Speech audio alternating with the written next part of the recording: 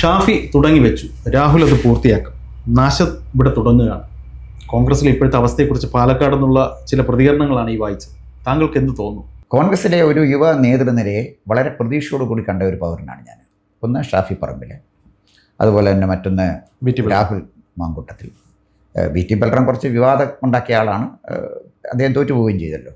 വി.ടി. ബൽറാമിനെ ഇനിയും ഒരു ജയിച്ച് അദ്ദേഹത്തിൻ്റെ കഴിവ് തെളിയിക്കേണ്ട ആളാണ്. കാരണം വിവാദമായ പ്രസ്താവനകളിലൂടെ പറയാൻ പാടില്ല, കെ ഗോപാലിനെക്കുറിച്ച് ഒരിക്കലും പറയാൻ പാടില്ലാത്തൊരു പ്രസ്താവനയാണ് വി.ടി. ബൽറാം ചെയ്തത്. അപ്പം വി.ടി. ബൽറാമിനോട് എനിക്ക് മറ്റ് രണ്ടുപേരോടുള്ള മതിപ്പ് എനിക്കില്ല.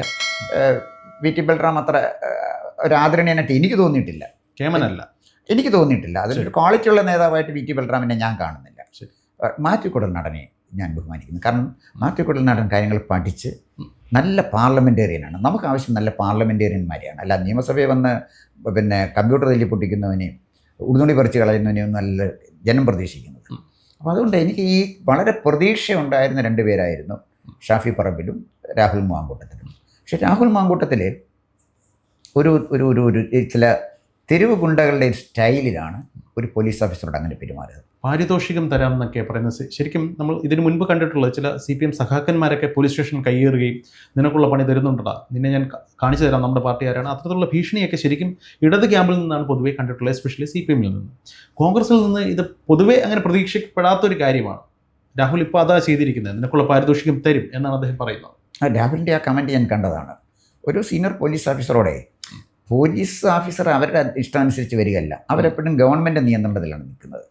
അപ്പം അവർ ഒരു കാര്യത്തിൽ ഇടപെടാൻ ചെല്ലുമ്പോൾ അവരെ നിർവീര്യമാക്കാൻ ശ്രമിക്കുന്നത് ഒരു ഭരണകൂടത്തിനും ശരിയല്ല. ഭരണപക്ഷവും അതുപോലെ തന്നെ ഭരണകക്ഷിയും അതുപോലെ തന്നെ പ്രതിപക്ഷവും അത് ചെയ്യുന്ന കാര്യമല്ല. പെട്ടി പരിശോധിക്കാൻ പറഞ്ഞപ്പോൾ നിങ്ങൾ പെട്ടി പരിശോധിച്ചോളൂ, ഞങ്ങൾക്കൊന്നും ഒളിച്ചു വയ്ക്കാനില്ല, വരൂ വന്ന് പരിശോധിക്കൂ എന്ന് പറഞ്ഞിരുന്നെങ്കിൽ ഇവരുടെ ഒരു റേറ്റിംഗ് ഇവിടെ പോകുമായിരുന്നു. അപ്പോൾ പോലീസിനെ നമ്മൾ പഴിച്ചിനെ.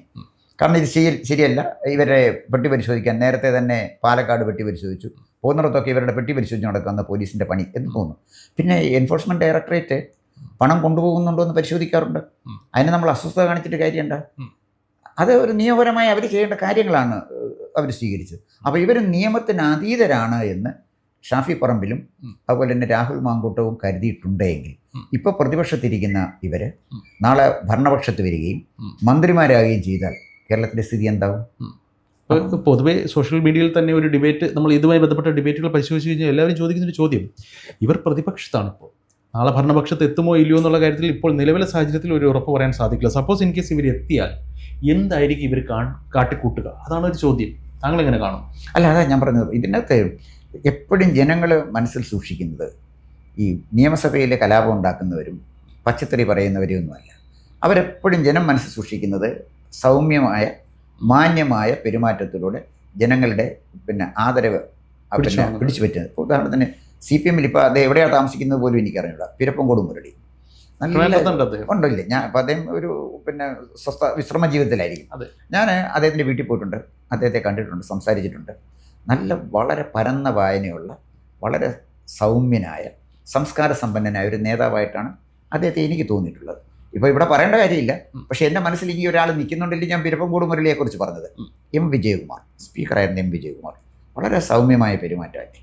ഇങ്ങനെ ഇത് നമ്മൾ രണ്ടുപേരുടെ പേര് ഞാൻ പറഞ്ഞെങ്കിലും ഇങ്ങനെയുള്ള പെരുമാറ്റം കൊണ്ട് പൊതുസമൂഹത്തിൻ്റെ ബഹുമാനം ആർജിച്ച ആളുകൾ കോൺഗ്രസ്സിലുമുണ്ട്, CPM-ലും. അപ്പോൾ അതേസമയം പോലീസ് സ്റ്റേഷനിൽ ചെന്ന് ബലം പ്രയോഗിച്ച് ആളുകളെ ഇറക്കിക്കൊണ്ട് പോവുക. ഭരണകക്ഷിയിലിരിക്കുമ്പോൾ തന്നെ ഭരണകക്ഷിയിലിരിക്കുന്ന നേതാവ് പോയി പോലീസ് സ്റ്റേഷനിൽ നാളിനെ പിടിച്ചിറക്കിക്കൊണ്ട് പോയി കഴിഞ്ഞാൽ പോലീസ് എങ്ങനെ ക്രമസമാധാനം പാലിക്കാൻ പറ്റുന്നത്? അത് വലിയൊരു മിടുക്കാണെന്ന് അവരുടെ വിചാരം. പോലീസ് ജീപ്പിൻ്റെ മുകളിൽ കയറിയിട്ട് ഭീഷണിപ്പെടുത്തുക, അതൊക്കെ മിടുക്കാണെന്ന് വിചാരിച്ചെങ്കിലും അതൊക്കെ മലയാളത്തിൽ പറഞ്ഞ ഒരുമാതിരി ചെറ്റത്തരമാണ്, അല്ല വേറെ കാര്യങ്ങളൊന്നും പറയാനില്ല. അതിന് മിടുക്കൊന്നുമല്ല. ജനാധിപത്യത്തിൽ അത് ചെയ്യാൻ പാടില്ല. ഇങ്ങനെയൊന്നും പറഞ്ഞവരാരും ജനാധിപത്യത്തിൽ പിടിച്ചു നിന്നിട്ടില്ല. അന്വേഷിച്ച ഒരു കാര്യം എടുത്തുള്ളൂ, സ്പീക്കറുടെ ചേംബറിൽ ചാടിക്കേറിയവരുടെയൊക്കെ പിൽക്കാല രാഷ്ട്രീയ ജീവിതം നോക്കൂ, ഒരുതനും രക്ഷപ്പെട്ടിട്ടില്ല. സ്പീക്കറുടെ ചേംബറിൽ ചാടിക്കയറി, അതായത് ജനാധിപത്യത്തിൻ്റെ ശ്രീകോവിലാണ്. അവിടെ ഇരിക്കുന്ന സ്പീക്കർ എന്ന് പറഞ്ഞാൽ ഭരണപക്ഷത്തിനും പ്രതിപക്ഷത്തിനും ഒരുപോലെ വേണ്ടപ്പെട്ട ആളാണ്. സ്പീക്കർ ആരും ആയിക്കോട്ടെ, ആ കസേര തള്ളി മറിച്ചിടുക, അവിടെ കയറി നശിപ്പിക്കുക. ഇവരുടെയൊക്കെ രാഷ്ട്രീയ ഭാവി നോക്കൂ. സ്ഥാനമാനങ്ങൾ ലഭിച്ചു, പക്ഷേ പിന്നീട് അധികം നാൾ തുടരാൻ സാധിച്ചില്ല, വിവാദങ്ങളിൽപ്പെട്ട് പിന്നോട്ട് പോകേണ്ടി വന്നു. അതാണ് ഞാൻ പറഞ്ഞത്. അവരൊന്നും ഒരു നേതാവ് ജനഹൃദയങ്ങളിലാണ് ജീവിക്കേണ്ടത്. ഇപ്പോഴും പാവങ്ങളുടെ പടത്തലവൻ എന്നൊക്കെ കെ ഗോപാലിനെ കുറിച്ച് പറയുന്നതിൻ്റെ കാര്യം എന്താ? EMSനെ പിന്നെ ആളുകൾ ആദരവോടെ സ്വീകരിക്കുന്നുണ്ട്. അതുപോലെ തന്നെ ഞാനിപ്പോൾ പറഞ്ഞില്ലേ, കേരളത്തിലെ നല്ല മുഖ്യമന്ത്രി Achutha Menon, M Govindan, TV Thomas, ഇവരൊക്കെ നമ്മുടെ മനസ്സിൽ ജീവിക്കുന്ന ആരെയും ഭീഷണിപ്പെടുത്തി നിയമസഭയിൽ പിന്നെ അക്രമം കാണിച്ചുമല്ല, അവരുടെ പ്രവർത്തനം കൊണ്ടും അവരുടെ പ്രസംഗങ്ങൾ കൊണ്ടും അവരുടെ സമീപനങ്ങൾ കൊണ്ടുമാണല്ലോ നമ്മളെ ഇവർ ഓർക്കുന്നത്. ഈ ചെറുപ്പക്കാരെ വളരെ നിർഭാഗ്യകരമായി പോയി അവരുടെ ആ പെരുമാറ്റം. ഇപ്പോൾ കുറച്ച് നാൾ പിന്നിലേക്ക് നമ്മളൊന്ന് സഞ്ചരിച്ചു കഴിഞ്ഞാൽ, ഇപ്പോൾ ഈ പറയുന്ന ഷാഫി പറമ്പിൽ തന്നെ, അല്ലെങ്കിൽ ഹൈബി ഈഡൻ, അല്ലെങ്കിൽ VT ബൽറാം, ഇവരൊക്കെ വന്ന സമയത്ത് ഇവരൊക്കെ രാഹുൽ ബ്രിഗേഡ് ആ ഒരു ബ്രാൻഡിലാണ് ഇവർ വന്നത്. കുറച്ചൊക്കെ മീഡിയ ആക്ടിവിസം, കുറച്ച് പബ്ലിസിറ്റി സ്റ്റണ്ടൊക്കെ ഉണ്ടായിരുന്നു അതിൻ്റെ പിന്നിൽ. എന്നിരുന്നാൽ പോലും രാഹുൽ ബ്രിഗേഡ് എന്നുള്ള രീതിയിൽ ഇവരൊരു പുതിയ പ്രതീക്ഷയോടുകൂടി ജനങ്ങൾക്ക് മുന്നിലേക്ക് കോൺഗ്രസ് എന്ന് പറയുന്ന പാർട്ടി സമർപ്പിച്ച നേതാക്കന്മാരൊക്കെയാണ്. ഈ രാഹുൽ ബ്രിഗേഡ് ഇപ്പോൾ ഒരു ചോദ്യചിഹ്നമായി നിൽക്കുമ്പോൾ, ആ ഒരു പ്രയോഗത്തിന് ഇപ്പോൾ പ്രസക്തി ഇല്ല, എന്നാൽ പോലും രാഹുൽ ഗാന്ധിയുടെ ഏതാണ്ട് അതേ അവസ്ഥയിലേക്ക് തന്നെയാണ് ഇവരും പോകുന്നത് എന്ന തരത്തിലൊക്കെ ചില ശത്രുക്കൾ ആക്ഷേപങ്ങൾ ഉന്നയിക്കുന്നു. താങ്കൾക്ക് എന്തോ?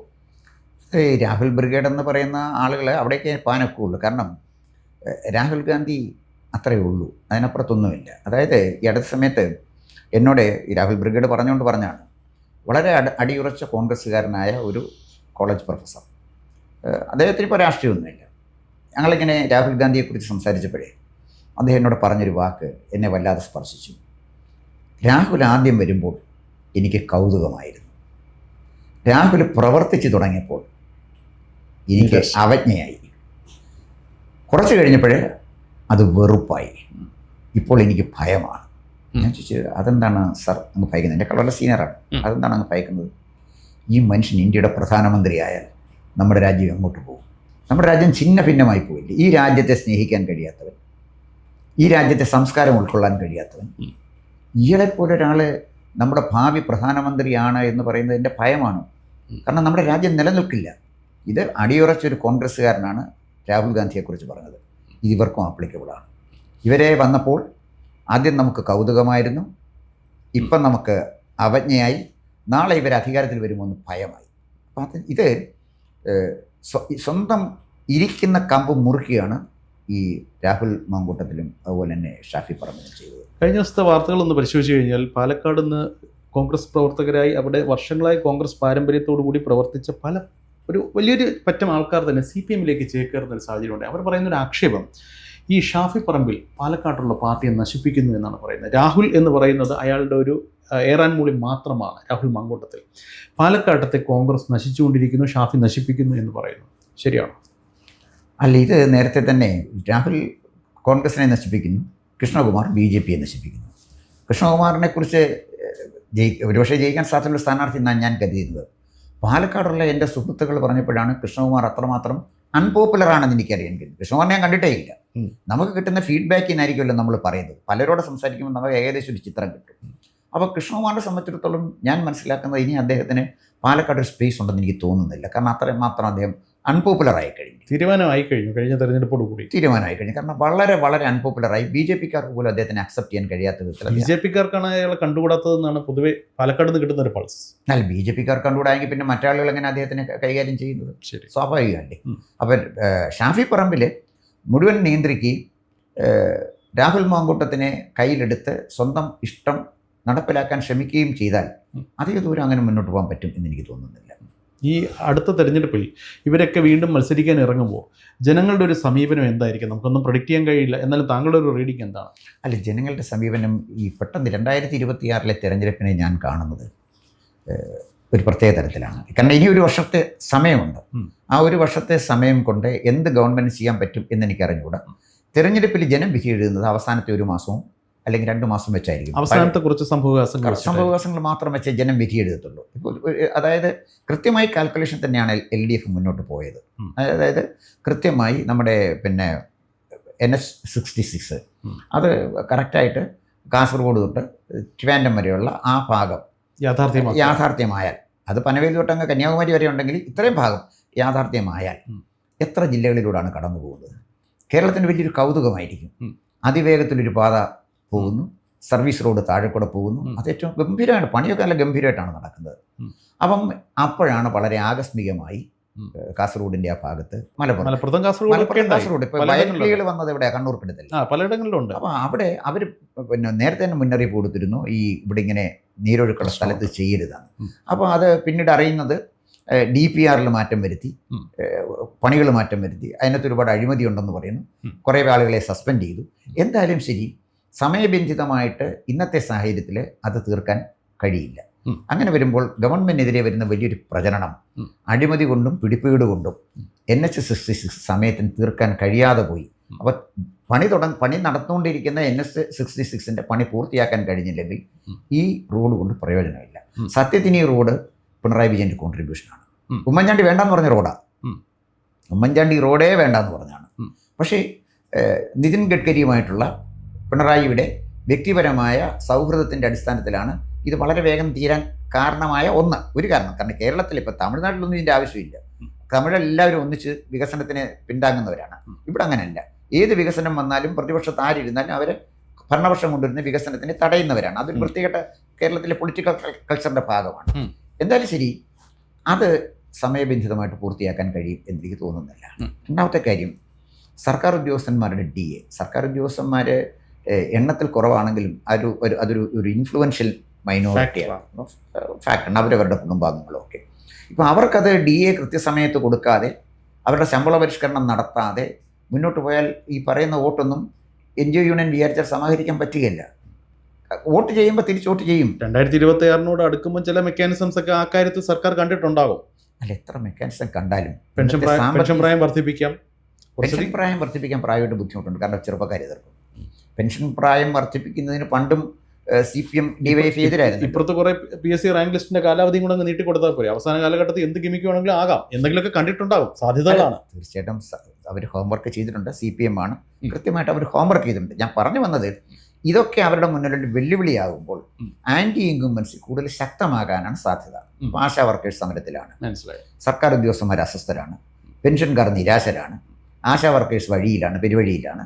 ഇതാണ് നിൽക്കുന്നൊരു പൊതുചിത്രം. അതേസമയം KM എബ്രഹാമിനെ പോലുള്ള ആളുകൾക്ക് ഇഷ്ടം പോലെ വാരിക്കൂരി കൊടുക്കും, നിയമനങ്ങൾ കൊടുക്കുന്നു. IAS നിന്ന് റിട്ടയർ ചെയ്യുന്ന എല്ലാ ആളുകൾക്കും, മുഴുവൻ ആളുകൾക്കും, ഇഷ്ടമുള്ള ആളുകൾക്ക്, മുഴുവനല്ല ഇഷ്ടമുള്ള ആളുകൾക്ക് നിയമനം കൊടുക്കുന്നു. PSC മെമ്പർമാരെന്ന് പറഞ്ഞ് കുറേ ആളുകളെ അവിടെ പിടിച്ചു വെച്ചിട്ട് അവർക്ക് ഇഷ്ടംപോലെ ശമ്പളവും ആനുകൂല്യങ്ങളും കൊടുക്കുന്നു. ഇതൊക്കെ കേരളത്തിലെ പൊതുസമൂഹം കണ്ടുകൊണ്ട് നിൽക്കുകയാണ്. മനസ്സിലായി. ഇപ്പോൾ ഇതെല്ലാം സർക്കാർ വിരുദ്ധ തരംഗം ഉണ്ടാക്കുമ്പോൾ സ്വാഭാവികമായി ഇവർ വരാതിരിക്കാനായിട്ട് മറ്റൊരു കൂട്ടരെ തിരഞ്ഞെടുത്തേ പറ്റൂ എന്നുള്ളൊരു സാഹചര്യത്തിലേക്ക് കേരള ജനത എത്തുന്നു. പക്ഷേ അപ്പോൾ കോൺഗ്രസ് അല്ലെങ്കിൽ UDF മുന്നോട്ട് വയ്ക്കുന്ന സ്ഥാനാർത്ഥികൾ ഈ പറയുന്നത് പോലെ അധികാരം കിട്ടുന്നതിന് മുൻപ് തന്നെ പോലീസിന്റെ നെഞ്ചത്തോട്ട് കയറുന്ന ഒരു വിഭാഗം ആൾക്കാർ മുന്നിലോട്ട് വരുമ്പോൾ ജനങ്ങൾ അവരെ തള്ളില്ലേ എന്നുള്ളതാണ് ചോദ്യം. അല്ല, ഇതിപ്പോൾ ഒറ്റ സംഭവം കൊണ്ട് ജനങ്ങൾ തള്ളിക്കളയാൻ സാധ്യതയില്ല. അതായത് ഇപ്പോൾ 2026 തെരഞ്ഞെടുപ്പ് നടക്കുമ്പോൾ 2025 പിന്നെ ഏപ്രിൽ മാസത്തിലോ അല്ലെങ്കിൽ ഇവിടെ ഈ മാസത്തിൽ ഇവിടെ നടന്ന പാലക്കാട് നടന്ന ഒരു ഡയലോഗിൻ്റെ ബില്ലൊന്നും ആരെയും വിലയിരുത്താൻ പോകുന്നില്ല. അതൊരു താൽക്കാലികമായ കാര്യമാണ്. അവർക്കതിനെ ഓവർകം ചെയ്യാൻ എങ്ങനെയാണെന്ന് ചോദിച്ചാൽ വളരെ വിനയമുള്ള പെരുമാറ്റം കൊണ്ടും മാന്യമായ പ്രവർത്തനങ്ങൾ കൊണ്ടും അതിനെ മറികടക്കാൻ അവർക്ക് പറ്റും. ഇനിയുള്ള കാലം നല്ല നടപ്പ് ശീലിച്ചാൽ മതി. മനസ്സിലായി. ഇപ്പോൾ ഏതായാലും അവർ എന്താണ് തീരുമാനിക്കുക എന്നുള്ളത് അവരുടെ കയ്യിലാണ്. അവരുടെ കാര്യം, അവരുടെ ഭാവി. ജനങ്ങൾ എന്ത് തീരുമാനിക്കും, ഈ നേതാക്കന്മാരൊക്കെ തിരുത്തുമോ സ്വയം മാറുമോ എന്നുള്ള കാര്യങ്ങൾ വരും ദിവസങ്ങളിൽ നമുക്ക് കാണാം, പരിശോധിക്കാം. കൂടുതൽ വാർത്തകളും വിശേഷങ്ങളും നേരിട്ട് ലഭിക്കാൻ ജനങ്ങളിൽ നിന്ന് ജനങ്ങളിലേക്ക് ജനഭൂമി ന്യൂസ് സബ്സ്ക്രൈബ് ചെയ്യൂ. ബെൽ ബട്ടൺ അമർത്താനും മറക്കരുത്.